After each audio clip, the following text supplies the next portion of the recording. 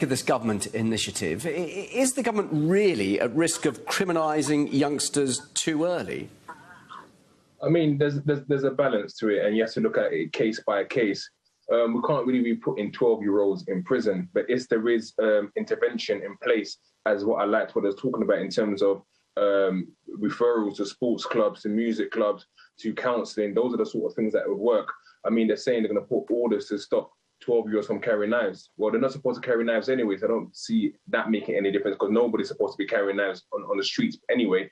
So, but definitely what I'm looking at is definitely the part where they're talking about the interventions, about sending them to referral units where they're going to be having positive activities and positive role models around them. Right, so if though jail or prison sentences as such, if that was just the option and not what you're suggesting, can you explain why that would encourage them even to commit more crime in the future when this is obviously meant to be a preventative measure? Yeah, I mean, 100%. I mean, we had we run a sort of interview platform where we interview sort of young people and other people around the globe. And we had a young man who was 16 years old. When he was 15, he was caught with a knife twice. Caught the first time, he was given sort of a let off. Caught the second time, he was given a let off with sort of these sort of measures by putting him in place of going to rehabilitation. Now, had he been put in prison, he may not have had that chance now to change his life around. Because that, when you go to prison, you meet other hardened criminals that builds up your network of criminality. Because when I was inside, I met people who maybe I wouldn't have known. And because you're in and around these circles of new criminals who might give you new ideas, that's where the dangers are, especially when you've got a young mind. So if there is things in place where you can give them preventative measures instead of prison, that's a good thing. However, I do look at the public safety as well, because if there is a young man who was stopped with a knife, wasn't sent to prison, and then used that knife on someone else, I see where the dangers are in that too. Right, OK. Now, how do we stop that young man carrying a knife in the first place? What is attracting them to carry knives, and indeed, what's attracting them to this sort of gangland life they're lured into?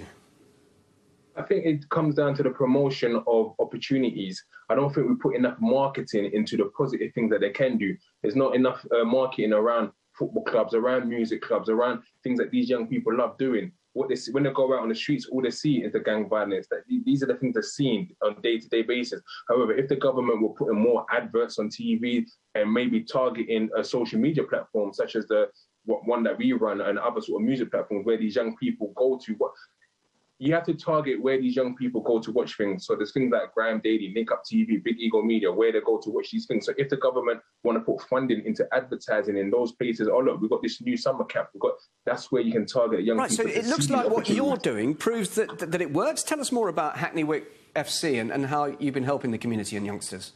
Yeah, sure. Hackney Wick Football Club has been running for 6 years now. It's a semi-professional football club.